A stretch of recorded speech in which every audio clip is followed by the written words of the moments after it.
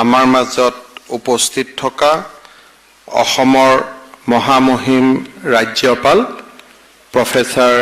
জগদীশ মুখী ডাঙৰীয়া, আজিৰ অনুষ্ঠানৰ মধ্যমণি অৰ্জুন শ্ৰী ভোগেশ্বৰ বৰুৱা ডাঙৰীয়া, অসম চৰকাৰৰ মন্ত্ৰীসভাত মোৰ সন্মানীয় সতীৰ্থ পৰিমল শুক্লবৈদ্য ডাঙৰীয়া, ৰঞ্জিত দাস ডাঙৰীয়া, অজন্তা নেওগ ডাঙৰীয়া, উৰ্খাও গৌৰা ব্ৰহ্ম ডাঙৰীয়া, যোগেন মহান ডাঙৰীয়া, অসম চৰকাৰৰ ক্ৰীড়া আৰু যুৱ কল্যাণ বিভাগৰ মন্ত্ৰী তথা আজিৰ সভাৰ প্ৰধান উদ্যোক্তা শ্ৰী বিমল বৰা ডাঙৰীয়া, উপস্থিত সন্মানীয় বিধায়কসকল, অসমৰ ক্ৰীড়া পৰিয়ালক প্ৰতিনিধিত্ব কৰা সন্মানীয় ক্ৰীড়া সংগঠকসকল, আমাৰ আজিৰ সভাত উপস্থিত খেলুৱৈসকল আৰু ভদ্ৰমণ্ডলী, আজিৰ দিনটো অসমৰ ক্ৰীড়া জগতখনৰ বাবে এটা অত্যন্ত স্মৰণীয় দিন। অসমৰ প্ৰথমগৰাকী অৰ্জুন বঁটা প্ৰাপ্ত তথা এছিয়ান গেমছত সোণ ৰূপ পদক বুটলা আমাৰ সকলোৰে শ্ৰদ্ধাৰ আপোন ভোগেশ্বৰ বৰুৱা ডাঙৰীয়াৰ জন্মদিন।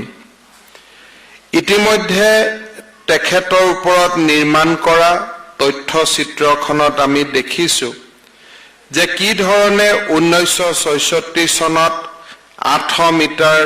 দৌৰ প্ৰতিযোগিতাত তেওঁ সোণৰ পদক লাভ কৰিছিল। 70ৰ এছিয়ান গেমছতো 1600 মিটাৰ ৰিলেত তেখেতে ৰূপৰ পদক আমাৰ দেশলৈ কঢ়িয়াই আনিছিল। সেই সময়ৰ পৰিৱেশ আমি সকলোৱে দেখিছোঁ আৰু তথ্যচিত্ৰখনত দেখিছোঁ যে কেনেকে ভোগেশ্বৰ বৰুৱা ডাঙৰীয়াৰ সেই বিজয় আসাম ট্ৰিবিউনত সেই সময়ত এটা কলমত এটা সৰু নিউজ হৈছিলে। আৰু আজি আমাৰ খেলুৱৈসকলে যি পৰিৱৰ্তিত পৰিৱেশত আমি এখন নতুন সমাজ ব্যৱস্থা পাইছোঁ, য'ত ক্ৰীড়াৰ সন্মান জনোৱা হয়, আদৰ জনোৱা হয়, সেই পৰিৱৰ্তনৰো সমাজখন আমি দেখিছোঁ। ভোগেশ্বৰ বৰুৱা ডাঙৰীয়াৰ জন্ম দিৱসত অসমবাসী ৰাইজৰ হৈ মই তেখেতক ওলগ যাচিছোঁ আৰু নেদেখা জনৰ ওচৰত তেখেতৰ সুদীৰ্ঘ জীৱন কামনা কৰি আমি সকলোৱে প্ৰাৰ্থনা কৰিছোঁ। আজিৰ দিনটো অসমৰ ক্ৰীড়া ইতিহাসৰ বাবে আৰু এক গৌৰৱময় দিন। সাধাৰণতে আমি ক্ৰীড়াৰ ক্ষেত্ৰত বহু সময়ত আমাৰ যি কীৰ্তি বা আমাৰ যি খ্যাতি পদক প্ৰাপ্তিৰ দিনাখনৰ পিছ মুহূৰ্তৰ পৰাই নোহোৱা হৈ যায়। কিছু ভাগ্যৱান থাকে, তাক বহুতে মনত ৰাখে, আৰু আন কিছু ব্যক্তি পাহৰণিৰ গৰ্ভত বিলীন হৈ যায়। বিশেষকৈ টিম ইভেণ্টত যিসকলে পাৰ্টিচিপেট কৰে তেখেতসকলৰ বিষয়ে আমি বহুত কথা জানিব নোৱাৰোঁ। আজি আমি দেখিছোঁ যে ভাৰতৰ সিদিনা যি অলিম্পিক হৈ গ'ল, হকী টীমে স্বৰ্ণ পদক পালে, কিন্তু হকী টীমৰ গোটেই সদস্যসকলৰ নাম হয়তো আমি একেমুখে কোনেও স্মৰণ কৰিব নোৱাৰে ব্ৰঞ্জৰ পদক পোৱাৰ পিছতো। মহিলা হকী দল খুব ভাল খেলিছিল, আমি সকলোৱে গৌৰৱ অনুভৱ কৰিছোঁ। হয়তো প্লেয়াৰ্ছৰ নাম আমি সকলোৱে ক'ব নোৱাৰোঁ। দেশ আৰু জাতিটোৰ নামটোৱে তেওঁলোকৰ লগত সমাহিত হৈ থাকে। ব্যক্তিগত গেমছত আমি যেতিয়া কীৰ্তিমান স্থাপন কৰোঁ, সমাজে বহুত দিনলৈ মনত ৰাখে। মুখ্যমন্ত্ৰী দায়িত্ব লোৱাৰ পিছত মোৰ বাতৰি কাকতত মই প্ৰায়ে বাতৰি দেখিছিলোঁ যে বিভিন্ন সময়ত আমাৰ অসমলৈ গৌৰৱ কঢ়িয়াই অনা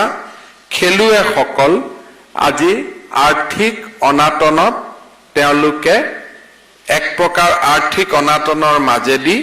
তেওঁলোকে নিজৰ জীৱন পালন কৰিছে আনহাতে বহু আমাৰ মাজত খেলুৱৈ আছিল আৰ্থিক অভাৱ নাথাকিলেও সমাজৰ বা চৰকাৰৰ স্বীকৃতিৰ পৰা তেওঁলোক বঞ্চিত হৈ আছিল অসম চৰকাৰে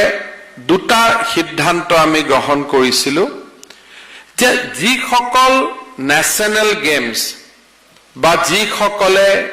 Asian games Commonwealth games world championship আদিত অসমৰ হৈ পদক উপাৰ্জন কৰিছে either as a team member or individually আমি তেখেতসকলক এই 3 ছেপ্টেম্বৰৰ দিনটো যিটো দিনত অসমৰ ক্ৰীড়া জগতখনে বিশ্বৰ আকাশত মূৰ দাঙি থিয় হৈছিল এই দিনটোত আমি তেওঁলোকক সম্বৰ্ধিত কৰিম আৰু আটাইতকৈ ডাঙৰ কথা যে যিসকলে চৰকাৰী চাকৰিত নাই তেওঁলোকক আমি ক্ৰীড়া পেঞ্চনেৰে সন্মানিত কৰিম অৰ্থাৎ আজিৰ দিনটোত আমি এক প্ৰকাৰ যে আমাৰ যিমান খেলুৱে আজিলৈকে নেশ্যনেল গেমছত বা আন এছিয়ান গেমছত হওক আন ধৰণৰ খেলত পদক পাইছিল আৰু চৰকাৰী চাকৰিত তেওঁলোকে সোমোৱা নাই তেওঁলোকক আমি স্পৰ্টছ পেঞ্চন দিম আৰু সেই সংখ্যাটো হ'ল 99 জন অৰ্থাৎ 99 প্লেয়াৰ্ছক আজি আমি স্পৰ্টছ পেঞ্চন দিম আৰু তেওঁলোকে অহা জানুৱাৰী মাহৰ 1 তাৰিখৰ পৰা আজিৰ দিনটোৰ পৰা হিচাপত লৈ প্ৰতি মাহত তেওঁলোকে 10,000 টকা লাভ কৰিব অৰ্থাৎ আজিৰ দিনটোৰ পৰা ছেপ্টেম্বৰ অক্টোবৰ নৱেম্বৰৰ পৰা আমি তেওঁলোকক দিম কিন্তু জানুৱাৰী মাহৰ 1 তাৰিখৰ পৰা প্ৰত্যেক মাহত প্ৰথম দিনাখনেই তেওঁলোকে 10,000 টকাকৈ ক্ৰীড়া পেঞ্চন লাভ কৰিব যিসকল আমাৰ মাজত আছে 153 গৰাকী এনে খেলুৱৈ তেওঁলোক বিভিন্ন চৰকাৰী চাকৰিত আছে হয়তো আজিৰ দিনটোত তেওঁলোকক মাহিলি 10,000 টকাৰ বহুত বেছি প্ৰয়োজনীয়তা নাই কিন্তু আজি ভোগেশ্বৰ বৰুৱা ডাঙৰীয়াৰ জন্ম দিৱসৰ লগত সংগতি ৰাখি তেওঁলোককো আজি আমি ইয়াত নিমন্ত্ৰণ কৰিছো আৰু এককালীনভাৱে তেওঁলোককো আমি 50,000 টকাকৈ আজিৰ দিনটোত আগবঢ়াইছো অৰ্থাৎ 99 গৰাকী খেলুৱে এতিয়াৰ পৰা স্পৰ্টছ পেঞ্চন পাব আগতে স্পৰ্টছ পেঞ্চন 8,000 টকা আছিল আজিৰ পৰা আমি তাক 10,000 টকালৈ বৃদ্ধি কৰিছো আৰু 153 জন খেলুৱৈকো আমি 50,000 টকাৰে আমি তেওঁলোকক সম্বৰ্ধনা যাচিবলৈ চেষ্টা কৰিছো আজিৰ দিনটো আমাৰ বাবে আন এটা দিশত স্মৰণীয় দিন আমাৰ ৰাজ্যখনে ক্ৰীড়া নীতি গ্ৰহণ কৰাৰ পিছতো তাক আমি বাস্তৱত ৰূপায়ণ কৰিব পৰা নাছিলো আমাৰ ক্ৰীড়া নীতিত আমি কৈছিলো যে ৱৰ্ল্ড চেম্পিয়নশ্বিপত যিসকলে পুৰস্কাৰ পাব তেওঁলোকক আমি এক্সাইজ ইন্সপেক্টৰে হওক টেক্স ইন্সপেক্টৰে হওক আমি তেওঁলোকক চাকৰিত বাবে তেওঁলোকক আমি আমন্ত্ৰণ কৰিম আজি আমি সেই ক্ৰীড়া নীতি অনুসৰি আমাৰ দুজন খেলুৱৈ আৰ্চাৰীত ৱৰ্ল্ড কাপত 2014ত ৰূপৰ পদকেৰে অসমৰ বাবে গৌৰৱ অৰ্জন কৰা সঞ্জয় বড়ো আৰু ওমেন ৱৰ্ল্ড বক্সিং চেম্পিয়নশ্বিপ 2019ত ব্ৰঞ্জৰ পদক লাভ কৰা যমুনা বড়োক আজি আমি অসম চৰকাৰৰ আবকাৰী পৰিদৰ্শক হিচাপে আমি নিযুক্তি কৰিছো এতিয়াৰ পৰা প্ৰত্যেক বছৰে 3 ছেপ্টেম্বৰৰ দিনটোত আমি ক্ৰীড়া পেঞ্চন দিম ক্ৰীড়া পেঞ্চনৰ লগে লগে ক্ৰীড়া নীতি অনুসৰি যিসকলে নিযুক্তি পাব তেখেতসকলকো আমি নিযুক্তি পত্ৰ বিতৰণ কৰিম অৰ্থাৎ এতিয়াৰ পৰা আমি এটা কথা সকলো নিশ্চিত যে নেশ্যনেল গেমছলৈকে যিসকলে পদক পাব তেওঁলোকৰ আৰ্থিক জীৱনত আমি কিছু হলেও সকাহ আৰু সহাৰি আমাৰ দিয়াৰ যিটো চেষ্টা সেই চেষ্টাই কিছু হলেও বাস্তৱ ৰূপ দেখা পাব পৰৱৰ্তী পৰ্যায়ত আমি চেষ্টা কৰিম যে যিসকলে নেশ্যনেল গেমছ নহলেও তাৰ সমকক্ষ যেটো সিনিয়ৰ নেশ্যনেল গেমছ বুলি কওঁ সেই সিনিয়ৰ নেশ্যনেল গেমছতো অসমৰ হৈ পদক অৰ্জন কৰিছিল তেওঁলোকক আমি অহা বছৰ ক্ৰীড়া পেঞ্চন দিবৰ কাৰণে আমি চেষ্টা কৰিম অৰ্থাৎ নেশ্যনেল গেমছলৈকে হ'ল এইবাৰ আমি কাক দিম যে বেডমিণ্টনৰ সিনিয়ৰ নেশ্যনেল গেমছে হওক হকিৰ সিনিয়ৰ নেশ্যনেল গেমছে হওক বা আন যিকোনো খেলাত সিনিয়ৰ নেশ্যনেল গেমছত যিসকলে পদক পাইছিল আৰু সংখ্যাটো কিমান হ'ব মই নাজানো কিন্তু তেওঁলোকৰ যিসকলে চৰকাৰী চাকৰি কৰি থকা নাই তেওঁলোকক আমি ক্ৰীড়া পেঞ্চন দিম আৰু যিসকলে চৰকাৰী চাকৰি কৰি আছে তেওঁলোকক আমি সন্মানিত কৰিম আজি মোৰ পৰৱৰ্তী দিনত মোৰ চেষ্টা থাকিব যে আমাৰ অসমত যিমান চৰকাৰী চাকৰি ওলায় তাৰো এটা পাৰ্চেন্টেজ আমি স্পৰ্টছৰ কাৰণে যাতে আমি ৰিজাৰ্ভ কৰিব পাৰোঁ কাৰণ খেলৰ মানসিকতা যদি আমি গঢ়ি তুলিব লাগে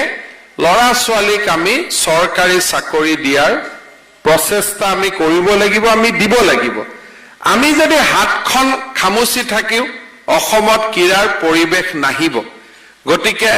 মোৰ প্ৰচেষ্টা হ'ব যে আমাৰ আৰু যি সংশোধিত ক্ৰীড়া নীতি হ'ব তাত আমি এটা ডেফিনিট পাৰ্চেন্টেজ এটা স্পৰ্টছৰ কাৰণে আমি ৰিজাৰ্ভ কৰাৰ কাৰণে আমি চেষ্টা কৰিম যাতে আমাৰ এটা ক্ৰীড়াৰ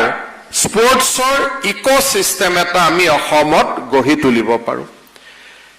খেলুৱৈৰ লগত আমি ক্ৰীড়াৰ ইনফ্ৰাষ্ট্ৰাকচাৰৰ কাৰণেও আমি বহুতখিনি কাম কৰিছোঁ যোৱাকালি মই চতিয়াত গৈছিলোঁ নাগশংকৰ এখন সৰু স্থান সেই নাগশংকৰত আজি 12 কোটি টকাৰে আমি ষ্টেডিয়াম নিৰ্মাণ কৰিছোঁ ভাল ট্ৰেক আছে অলিম্পিক ট্ৰেক আছে লৰা ছোৱালীয়ে প্ৰেক্টিছ কৰিব পাৰে তেনেকুৱা আমি কলিয়াবৰত কাম চলি আছে উত্তৰ গুৱাহাটীত কাম চলি আছে অসমৰ 52টা সমষ্টিত আমি 52টা ক্ৰীড়া প্ৰকল্প এতিয়া আমি ৰেডি কৰিছোঁ এই বছৰ আমি আৰু 40টা ক্ৰীড়া প্ৰকল্প আমি কৰিব খুজিছোঁ স্থান নিৰ্বাচনৰ কাম চলি আছে য'ত আমি প্ৰতিটো স্পৰ্টছ কমপ্লেক্সত আমি 12 কোটি টকাকৈ আমি দিবৰ বাবে সিদ্ধান্ত লৈছোঁ স্পৰ্টছত ইমান ডাঙৰ ইনভেষ্টমেণ্ট আগত কেতিয়াও হোৱা নাছিল এইবাৰ আমি আকৌ সিদ্ধান্ত লৈছোঁ যে গুৱাহাটীৰ যেনেকুৱা সৰু সজাই ষ্টেডিয়াম হ'ল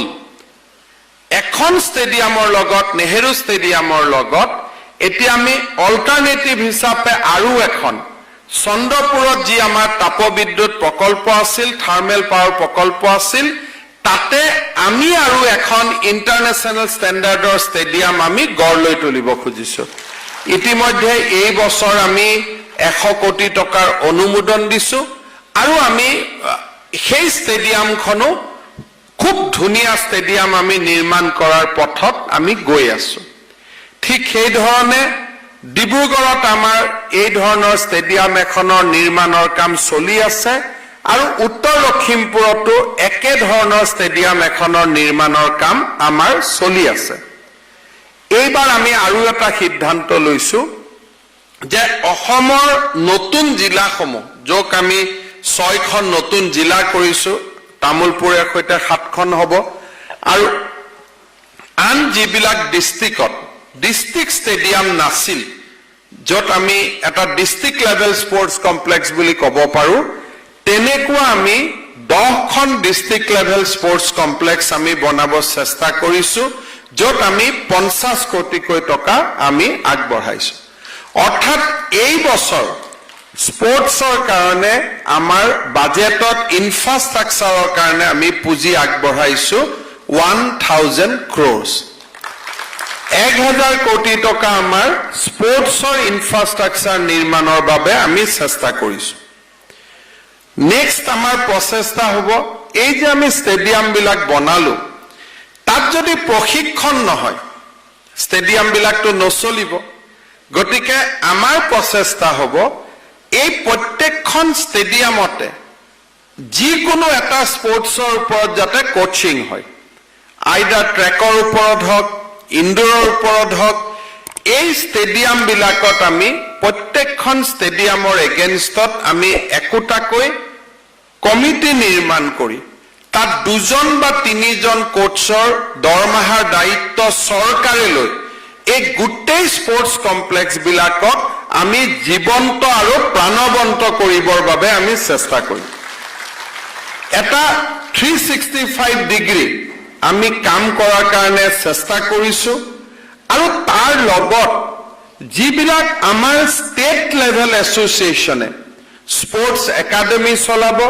সেইবিলাকতো আমি গুড নিউট্ৰিশ্যন গুড কোচ এই গোটেইখিনিৰ কাৰণেও আমি বছৰত আমি এটা পুঁজি দিবৰ বাবেও আমি সিদ্ধান্ত কৰিছো যাতে আমাৰ নিজৰ নিজৰ স্পৰ্টছত যিবিলাক আমাৰ একাডেমি চলিব সেই একাডেমি বিলাকতো যাতে আমি খৰচ কৰিব পাৰো provided সেই একাডেমি বিলাক প্ৰফেশনাল হ'ব নালাগিব প্ৰফিট মোটিভ থাকিব নালাগিব এইটো এটা এমএসআৰ এফৰ্ট এটা হ'ব লাগিব চৰকাৰে তাত সহযোগিতা কৰিব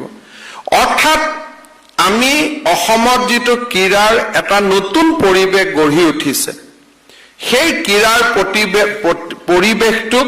আমি কেপিটেলাইজ কৰি অসমৰ নতুন প্ৰজন্মক যাতে ক্ৰীড়াৰ সৈতে জড়িত কৰিব পাৰো তাৰ বাবে আমি প্ৰচেষ্টা চলাইছো মই ভাবো যে অসমৰ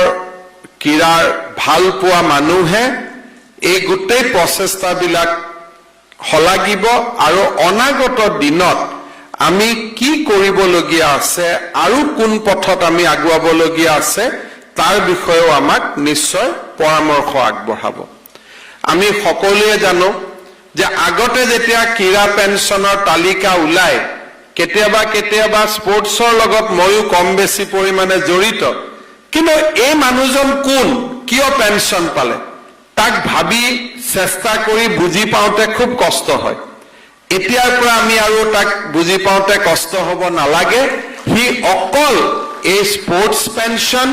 আমি খেলুৱৈসকলক আমি দিম যোনে অসমৰ কাৰণে নাম উজ্জ্বল কৰিছে ক্ৰীড়া সংগঠকক যি পুৰস্কাৰ দিব লাগে আমি তাক বেলেগ কৰি দিম কিন্তু ক্ৰীড়া পেঞ্চন খেলুৱৈ আৰু সংগঠক দুইটাক একেলগ কৰাৰ কোনো প্ৰয়োজনীয়তা নাথাকে আৰু দুইটাক আমি বেলেগ বেলেগ ধৰণে আমি চাম যাতে sports pension is exclusively only for the players আমি সংগঠক মও এজন ক্ৰীড়া সংগঠক কিন্তু আমি পেঞ্চন পাবৰ কাৰণে সংগঠক নকৰো আমাৰ ইন্টাৰেষ্ট আছে কাৰণে আমি কৰো কিন্তু আমি যদি পেঞ্চন বিলাক লওঁ আসলতে আমাৰ মনটো বেয়া লাগে যে আমি প্লেয়াৰ্ছ এজনৰ পৰা যেন এই বস্তুটো কাঢ়ি ললো সেনেকুৱা পৰিৱেশ হ'ব নালাগে ক্ৰীড়া সংগঠকসকলক সন্মানিত কৰাৰ আমি সুকীয়াকৈ ব্যৱস্থা কৰিম সেই ব্যৱস্থা আমি আপোনালোকক সময়ত আমি নিশ্চয় জনাম আজিৰ দিনটোত মই পুনৰ এবাৰ সকলোকে ধন্যবাদ আৰু কৃতজ্ঞতা জনাইছো অৰ্জুন ভোগেশ্বৰ বৰুৱা ডাঙৰীয়াৰ বক্তব্যই আমাক সকলোকে আবেগিক কৰিছে মই আজিৰ দিনটোত এজন ব্যক্তিৰ নিশ্চয় নাম ল'ব লাগিব সেইজন হৈছে বলেন্দ্ৰ মোহন চক্ৰৱৰ্তী তেখেতৰ প্ৰচেষ্টাত অভিৰুচি ক্ৰীড়া দিৱস অনুষ্ঠিত কৰি তেখেতে আজি বহু দিনৰ পৰা অৰ্জুন ভোগেশ্বৰ বৰুৱাৰ জন্মদিনটো পালন কৰি আহিছে আজি সেই দায়িত্বটো অকণমান চৰকাৰেও গাত পাতি ল'বলৈ পাই মই নিজে গৌৰৱ অনুভৱ কৰিছো আসলতে ভোগেশ্বৰ বৰুৱাৰ জন্মদিন অকল দুখন মঞ্চতে হ'ব নালাগে কোনোবাই কৈছে অমুকে পাতিলে নেকি মইতো ভাবো যে ভোগেশ্বৰ বৰুৱাৰ জন্মদিন অসমৰ প্ৰতিখন গাঁৱতে পালন কৰিব লাগে যিমান কৰো সিমান কম হৈ যায় গতিকে আজি যেনেকে আমাৰ বাবে সেই সময়ত আপোনালোকে চিন্তা কৰক 1966 আৰু তেখেতে যিখিনি আমি শুনিলো যে 64ত তেখেত অলিম্পিকত যাব পাৰিলেহেঁতেন গতিকে সেই দিনত অসমৰ বাবে এই সন্মান আচলতে আজিৰ দিনত আমি কল্পনাই কৰিব নোৱাৰো এটা দুৰন্ত যিটো প্ৰতিচ্ছবি আমি দেখিছো গতিকে তেখেতৰ কাৰণে আমি যিমানে কৰো সিমানে কম হ'ব তথাপিতো আজিৰ দিনত অসম চৰকাৰে অসমবাসী ৰাইজৰ হৈ তেখেতক আকৌ এবাৰ আন্তৰিক কৃতজ্ঞতা জনাইছো অসমৰ ৰাজ্যপাল জগদীশ মুখী ডাঙৰীয়াৰ এই অনুষ্ঠানত উপস্থিতিয়ে আমাক কৃতাৰ্থ কৰিছে মই তেখেতকো ৰাজ্য চৰকাৰৰ হৈ ধন্যবাদ জনাইছো পুনৰ এবাৰ নেদেখা জনৰ ওচৰত প্ৰাৰ্থনা কৰিম যাতে অৰ্জুন ভোগেশ্বৰ বৰুৱাক নেদেখাজনে দীৰ্ঘ জীৱন দিয়ে আমাৰ বাবে প্ৰেৰণাৰ অফুৰন্ত প্ৰতীক হৈ তেখেত যাতে সদায়ে আমাৰ মাজত প্ৰাণবন্ত আৰু সচ্ছল এজন ডেকা হৈ আমাৰ মাজত যেন সদায় থাকিব পাৰে ৰাজ্য চৰকাৰৰ ক্ৰীড়া বিভাগত মন্ত্ৰী বিমল বৰা ডাঙৰীয়া আমাৰ সচিব কমিশনাৰ মলয় বৰা ডাইৰেক্টৰ পবিত্ৰ খাউন তেখেতসকলক মই ধন্যবাদ জনাইছো আৰু বিশেষকৈ মই ধন্যবাদ জনাইছো অসম চৰকাৰৰ আবকাৰী মন্ত্ৰী পৰিমল শুক্লবৈদ্য প্ৰিন্সিপাল সেক্ৰেটাৰী ৰাজেশ প্ৰসাদ যে অতি কম দিনৰ ভিতৰতে আমাৰ চৰকাৰখন কেইদিন হৈছে শপত লোৱা দিনটো মোৰ এতিয়া মনতে পৰে মানুহে ক'ব গ'লে যে বিয়াত যদি হালধি কেঁচা মাহ লগাই এতিয়ালৈকে কেঁচা মাহ হালধি মানে যোৱাই নাই হাতৰ পৰা কিন্তু এই 3 মাহতে আমি যিমানখিনি কৰিব পাৰিছো এই কামখিনি আমাৰ বিষয়াসকলৰ অফুৰন্ত সহায় নহ'লেহেঁতেন মই তেখেতসকলকো পুনৰবাৰ ধন্যবাদ জনাই মই মোৰ বক্তব্য সামৰণি মাৰিছো ধন্যবাদ